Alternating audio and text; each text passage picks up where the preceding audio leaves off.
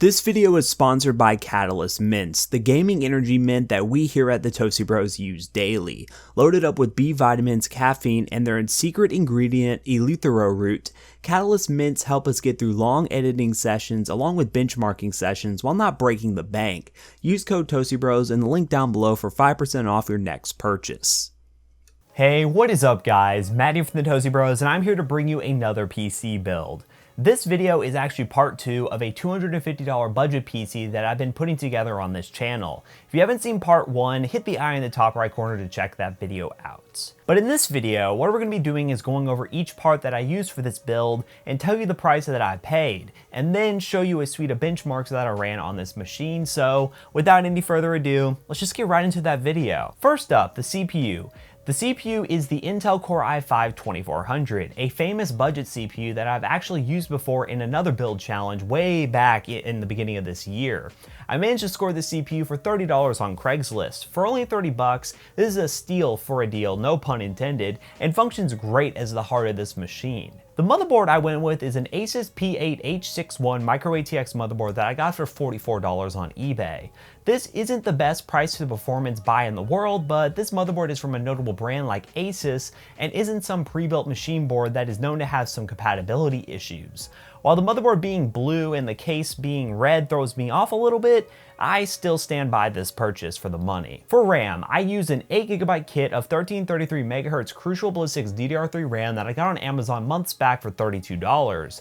I'm aware now that you most likely will not be able to get a new RAM kit for that price, but on the used market you can get a stick of 8GB for around that price if you look hard enough. As for the power supply, I went with one of my two Coolermaster 500W units that I had lying around for the $100 PC build challenge with ComTV and Tech Always. These units have done good for me and only cost me 20 bucks each, so it was a no-brainer using it in this build.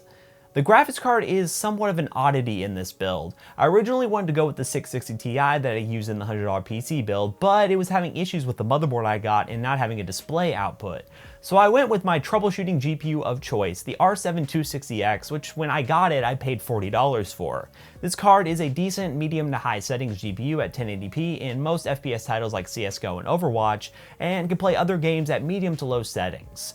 The 2GB frame buffer does get it pushed around a little bit in some titles, but it does handle its own. I did not overclock this GPU, but I plan on doing a separate video coming soon where I compare the results of an overclock system with the results that I show you now. For the case, I went with the Bitfenix Neos that Bitfenix was nice enough to send over. I plan on using this case in another build as well coming shortly, so stay tuned for that. But for 50 bucks, this is a decent case and features a side panel to show off all those beautiful components. For the storage drive, I went with a single 120GB Sandisk SSD for $40.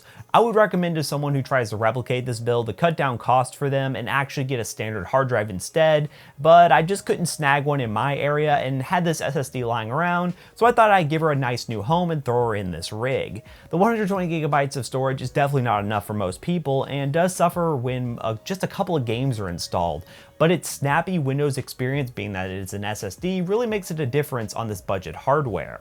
So in total, I paid roughly $258 for this build, which is something pretty decent, and if you actually got a hard drive in a cheaper case, you'd be well under 250 bucks.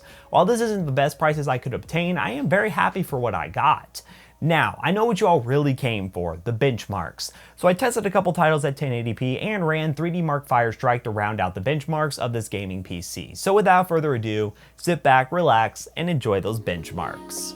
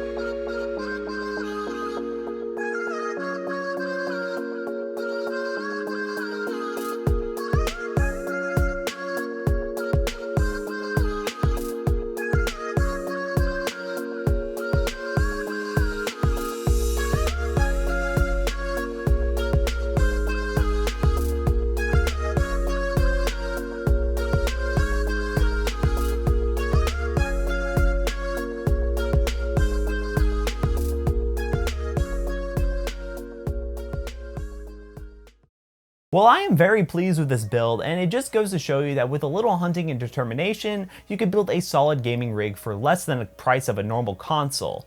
Good news is, I'm definitely not done with this machine just yet. I plan on using it to test other CPUs on the 1155 socket, along with possibly building a custom LAN box by taking advantage of the micro ATX form factor of the motherboard, so definitely stay tuned for that. But I hope you all enjoyed this video. If you did, smash that like button down below and comment as well. If you haven't already, join our Discord community where you can meet other PC hardware enthusiasts and also get help building your very own budget rig like the one in this video.